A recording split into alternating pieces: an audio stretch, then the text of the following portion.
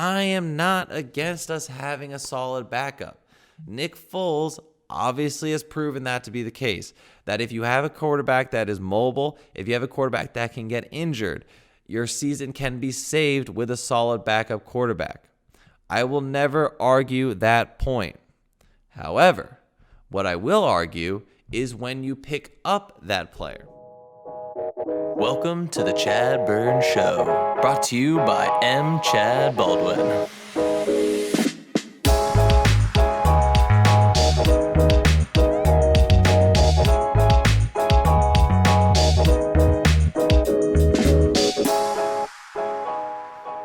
Welcome to the ChadBurn Show. I am your host, M. ChadBurn, and as you can see, we are continuing to host these episodes from the comfort of my home as we are in the coronavirus pandemic, continuing to abide by the stay-at-home orders and making sure we are social distancing properly between ourselves. That includes myself and, of course, the producer, Julien Renvoise, who is not here, but I'm sure if he were, would be giving his usual whoop and a yell of approval to show you all that he is here and, in fact, running the show. But I will be taking over the reins of that, making sure we have a cohesive show for us, making sure that you, the fans, have something to listen to and that we continue to put content out there for all of you. So I want to continue to thank you all for supporting the show, for continuing to get listened on, and really interacting. I know we're trying to get some content out there for you guys. We have new stuff on the YouTube channel at the ChadBurn Show, and always sharing clips on Instagram at ChadBurn Show. So make sure you follow and subscribe to the channel. But we're going to keep on doing what we do, and we're going to hit off with a few interesting topics this week. One, I felt like it was worth addressing kind of where we're at with both two major leagues that we always cover, the NBA and the NFL. Will the NBA be coming back? Is there a chance the NBA actually finishes the season with a champion? And two, will the NFL season be held on time? Are we going to see an actual NFL season? And will that all come to fruition? Finally, I'm going to wrap up again, just clarifying and going back on my remarks, looking at the Eagles draft, how I believe that they've so far handled the criticism and what they've discussed about the pick with Jalen Hurts at the second round pick, the number 21 pick in the second round, the number 53 overall pick with Jalen Hurts at quarterback. So continuing just to hit on all of those different things as we go further into this stay-at-home coronavirus lifestyle. I know we're close. The horizon's there. There's a possibility we could be out of this soon. But for now, we're just going to deal with what we got. So first and foremost, the seasons, the NBA, the NFL, will we ever have them back? Will we be able to see a champion crowned in the NBA? Well, folks, in my humble opinion, I'm going to say a strong no. There's a lot of talks right now about whether or not the NBA can come back, if it can be held at a particular venue where all players, athletes, everyone are held in the same hotels and then play in the same stadium to make sure that there's no outside external contamination. All the players will be tested so we know that they do not have the coronavirus, and then from there be able to hold games without fans.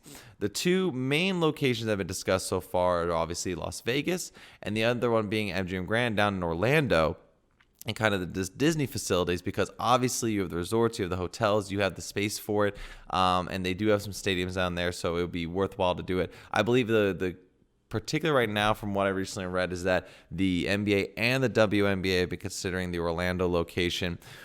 But that's kind of where we're at. Is the main debate around Adam Silver and what he's trying to figure out is it going to be safe to be able to hold one of these events at one of these locations? Can they hold a playoff-like schedule? Can they hold something that with that intensity without putting the players and the families at risk? And particularly the families of the players, the families of the executives, the families, everyone that's not involved in the game. Does it make sense to force these players to go out there and take part in the game for our amusement that we would watch on TV when they could also be putting themselves at risk and continue to spread this virus? A lot for Adam Silver to consider. The original date for them to really make a call on this was May 1st. It's been pushed back to May 8th now, with kind of the guidelines being sent out to the NBA teams on how they can hold practice, how they can hold, this training sessions together as a whole.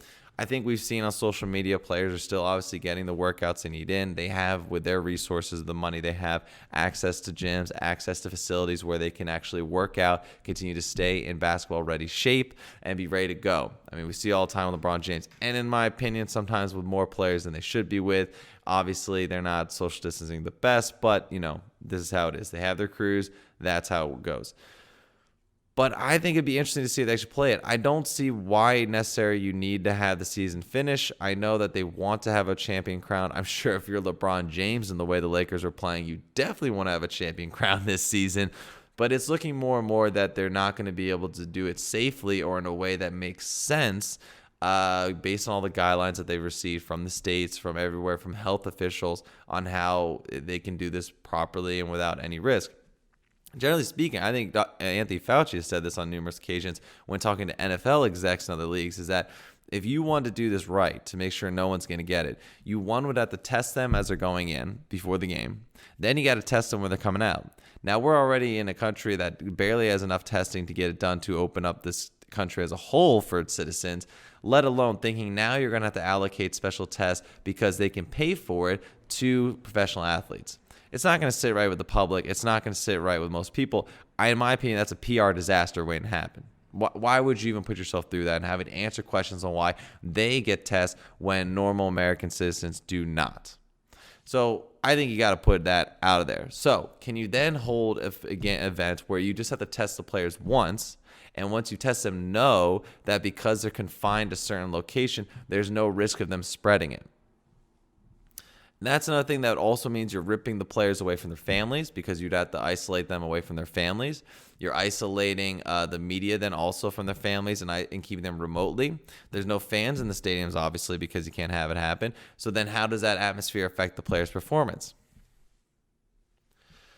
I think in all regard, in my humble opinion, is that we just need to accept that this is a reality, and the fact is NBA is just not going to happen. Either you just change it so the NBA season plays much later, starting sometime late in the summer, and you just go straight to the playoffs, leave the rankings as is, and just go at it and see if you can run it then once everything eases up. Because trying to hold something by May, trying to hold something by June just seems irresponsible. And Adam Silver seems to be a smart enough guy to recognize that. And he's definitely not pushing it harder than it needs to be done.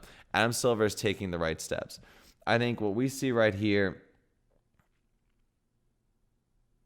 right, so they're pushing it back for the date to May 8th to talk about how they're going to get players into the facilities.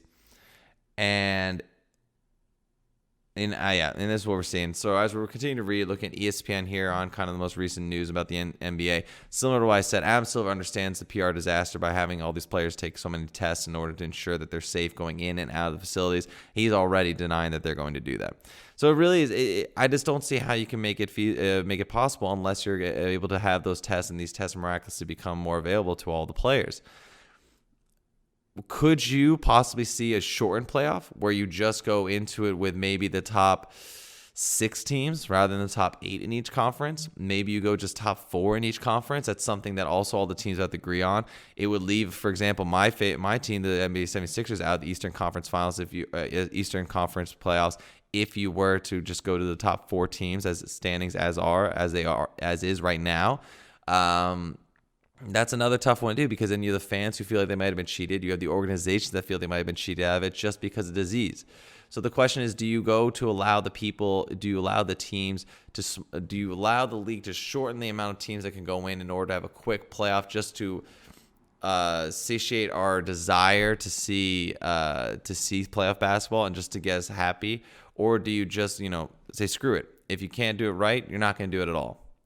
I think the way you need to do this is that you got to make sure you just cancel it, because if you're not going to be able to do it right, there's no reason to deal with the controversy, the anger from all the other teams and all the other fan bases. Just cancel it for everyone. No one has a shot, and we're going to have to redo it next year. It's unprecedented times, right? We just have to accept it. This isn't just a normal run-the-mill block of the league can't happen just because just a random case happened. This is a serious global pandemic. And in these cases, we all have to just man up and accept that and just go forward with not having a season.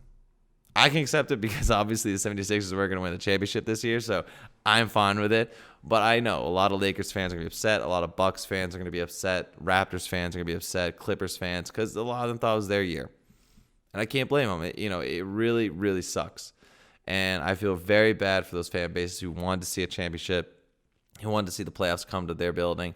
But I just don't think there's any way to do it right now. We've already seen that while the curve is starting to bend, that's due to the social distancing procedures in place to just open everything back up, with the huge risk of all these players getting sick and then making it much worse for even the country and the citizens of the country. It seems irresponsible. So that's this league right now that we knew got cut right in the middle. Will they have a championship? The next thing we talk about is the NFL, because the NFL, obviously preseason starts in the summer, but the regular season is not going to start till September. So is it possible that season could begin? Most reports, including from Mike Florio recently, saying there is little chance that the NFL season doesn't start on time. Based on everything we're seeing, because of the way the curve is bending, and this is a completely different boat than the NBA, because the NFL has so much time for it to actually start, there is definitely a good chance the NFL starts on time and without any disruptions to their schedule or the league, or really to the players. The only real issue you're seeing is how do they handle the offseason. Are they going to be able to have OTAs? Are they going to be able to have the training they need to get ready for the season? Do you have any preseason games? Right now, we're seeing how they're handling it through virtual conferences. Again, as we see with NBA players, the NFL players have the resources that they're able to get into practice, get into the weight room, get training that they need to get done without necessarily needing to put anyone at risk or go into large groups or be at the actual team's facilities. The coaches definitely don't like it. The coaches want their players to be near so they can control them and make sure that they're, not misbehaving, going out, partying at night, drinking too much, what have you. We're keeping to a certain diet. But in general, we're seeing that it is possible to have them in shape and reporting to the training through the playbook through OTAs. I know Doug Peterson had to hold in a big conference in front of like 300 people, including all the executives, team personnel, and then as well as the new players that are coming in to try and get a spot on that roster. That obviously is not very feasible, but within the different position rooms where you have the wide receiver room that may have 7 wide receivers right now, and you have the coach running it, you can still run film. You can still put film on a shared screen. You can still go through formations, talk about route running. Players can film their practice at home and what they're doing, and coaches can work on that. So there are ways to kind of bridge the gap between not being there to get NFL players NFL ready. The issue is obviously if they were to go through a whole offseason without a lot of practices together, not having the preseason really warm up, one, the decisions by coaches to cut the players and to make the team better is going to be really tough, because there's going to be players on the bubble who normally would be able to get on through excellent preseason game performance who aren't going to be able to prove that this season. Unfortunately, they're going to have to go with a lot of the metrics that they have right now on them, their speed, what they see on film at them home. Are they working out? How are they processing game footage? How are they mentally strong in making game decisions when they're in the conferences and the Zoom calls talking about plays, breaking down different offenses and defenses? That's where they're going to have to excel, and they're going to have to get really book smart really fast to show that they are on a higher level, higher IQ, to show that they can improve on their own. And that's tough. It's a whole new world. And these new recruits coming in trying to get a spot, they're going to have to adapt. So that's tough for them there. But what I think is going to be impressive is, one, again, how the players will be made there, how the coach will make the decisions to cut players from the teams. Two is going to be, how do the games look when the season starts? Because if we don't have a preseason, but games start on time, the regular season starts on time, will these regular season games look at all at the level that we're expected of the NFL? In my opinion, I think we're going to see some pretty sloppy games. The early games of the regular season for the NFL are going to be ugly. There are going to be a lot of mistakes. There's going to be a lot of penalties. There's going to be confusion on both offense and defense. I can't figure out yet if we're going to see really high-scoring games because the defenses don't have their coverages on lock, or are we going to see really low-scoring games because the offenses have not practiced these plays and the routes are just atrocious and there's so many turnovers. There's going to be one or the other. Either a lot of scoring early on or a lot of turnovers early on. So we really haven't figured out, is it going to be, oh, and look at that. My dog has just joined us for the podcast. Welcome, Mika. Welcome to the show. I know. This is what you get from when you're trying to record a podcast from home, folks, is that the animals like to join in. You have a family that wants to join in. So there we go. Our little cameo shot of my dog, Mika, coming in. He's probably much more of a draw for this podcast than I am. But yes, I'm very excited to see how the NFL is going to be able to handle that. Are we going to have these crazy, high-scoring games or really sloppy games? It's really going to be something to see.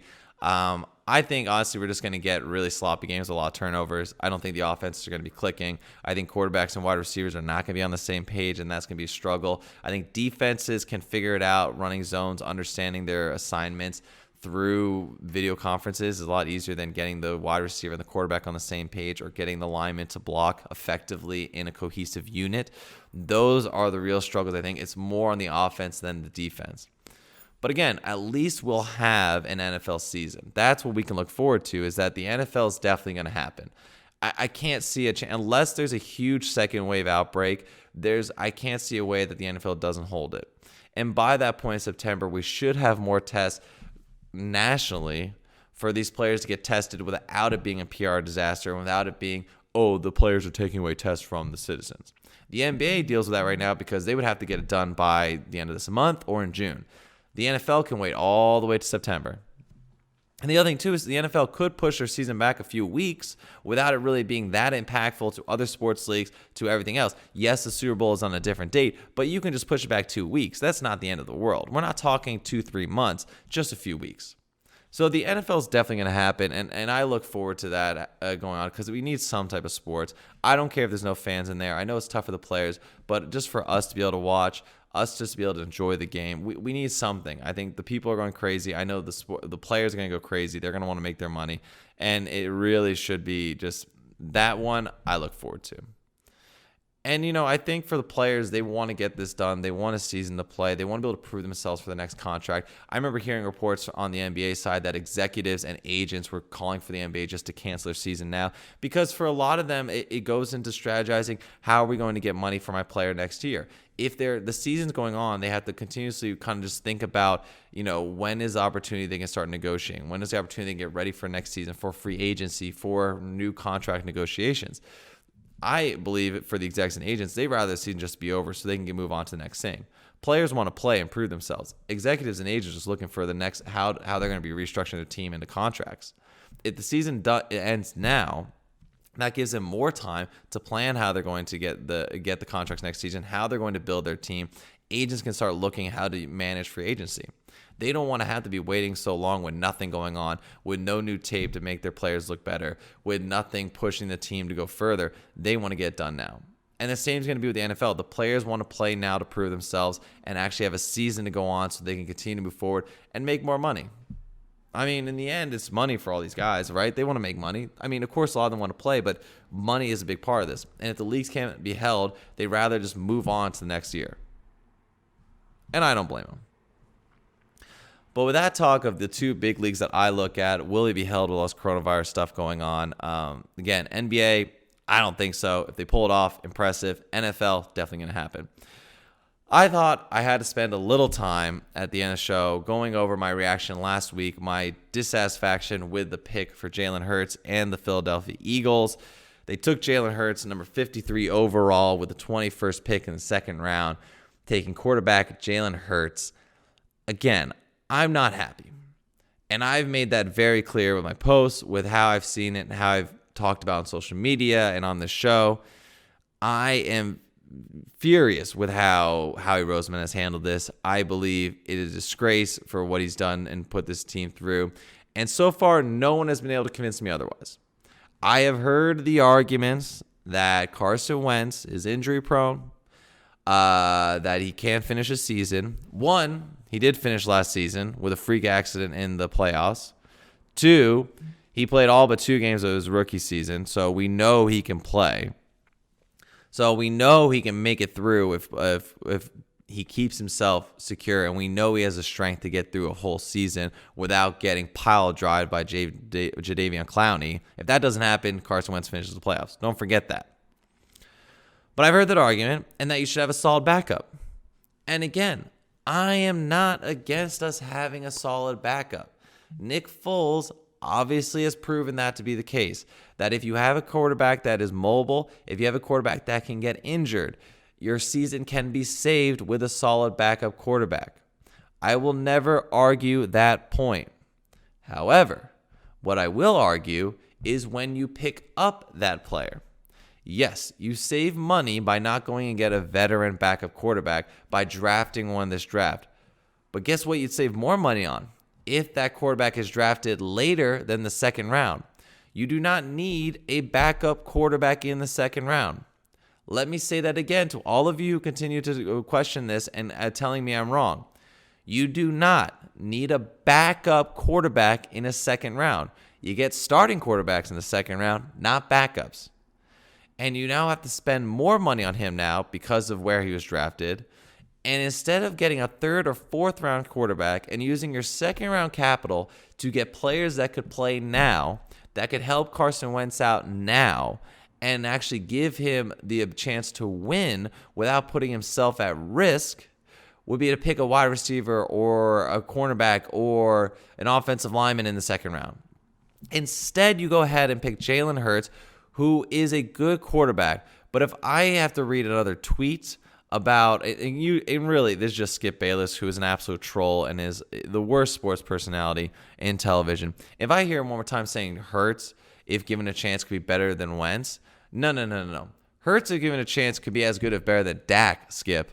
Because guess who has the same stats as Dak Prescott right now and hasn't played nearly the same amount of games? Carson Wentz, okay? So you need to just get off your high horse on that. Jalen Hurts is not as good as Carson Wentz. We've seen the game footage. We know talent-wise, he's not as good. I think he can be, if spent time to develop, could eventually become a great asset in the NFL. I don't know what position and in how he's used, but he could become a great asset. I just don't think you need to waste that capital that early for backup. And again, I could be absolutely proven wrong in this season if Wentz goes down, Hurts comes in and rallies this team to a long playoff run. Absolutely. But I just don't get why people are so willing to accept this move. It's Howie Roseman's always thinking that he's smarter than everyone else in the room and that they are changing the way football is run by having a two-quarterback. You know who also ran a two-quarterback system? Buddy Ryan. And you know how it worked? You had Randall Cunningham coming in as a third down quarterback for Jaworski. This experiment has already been done where you switch quarterbacks in during the game. The only thing that's actually worked is Taysom Hill, where you have two quarterbacks on the field at the same time, and Taysom Hill is used as a distraction or as kind of a gadget trick player. If you're going to run gadget trick plays, the Eagles, it's better be damn successful. Because we know rotating quarterbacks is not successful. It throws out the rhythm of the game. It is not revolutionary. It is not a new genius way to run the game. It's been done and proven to not work. So, Doug, you better have something up your sleeve because this is still a stupid move in my opinion. And I think, again, what we've also seen, the waves after this, is that look how the media is responding to this. Look how the media is reacting to having another quarterback in Philadelphia. Every player on the Eagles team has to answer the question, how is Carson Wentz reacting to Jalen Hurts being there? What do you think about the Jalen Hurts pick? How do you think Howie Roseman is making signals, sending it out to Carson Wentz? All of this continues to come to the front because of what you did in this draft. It sets up an annoyance from the media, constantly questioning you and your players about this move. And it makes doubt creep into Carson Wentz. And it also creates this new wrinkle in your offense in that you're going to force these new types of gadget plays that you want to run with two quarterbacks on the field at the same time.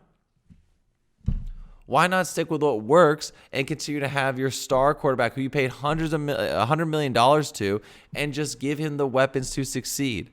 I am starting to warm up to Jalen Reagor. I think he could be a good pick. I think that a lot of the late rounds were very good. I just still can't believe this Jalen Hurts pick, and I don't understand why people are trying to justify it to me. Let's just accept it as Howie Roseman taking a serious gamble and a risk, and it's not a good one, but it could possibly work out. Small percentage could be useful. That's how we have to look. It's just they are trying to constantly be innovators in a league that doesn't need that much innovation, not that drastic innovation. There are small tweaks here you can do to become very successful.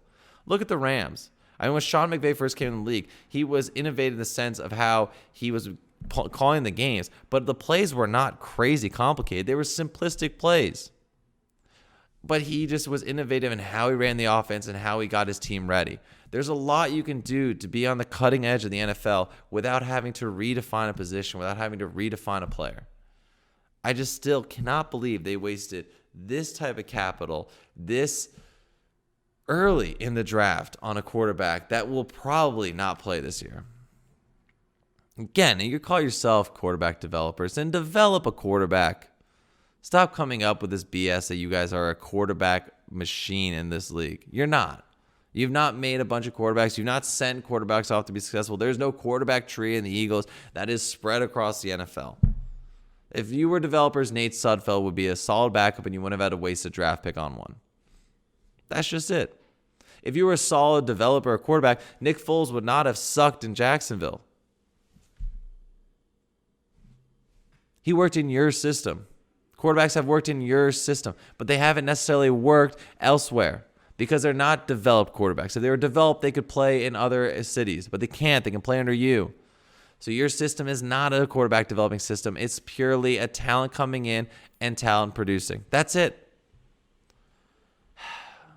That's it, though, for that. I just had to come on and do a little more defense of it. I cannot believe what I'm hearing from Eagles fans out there trying to support this. It makes no sense.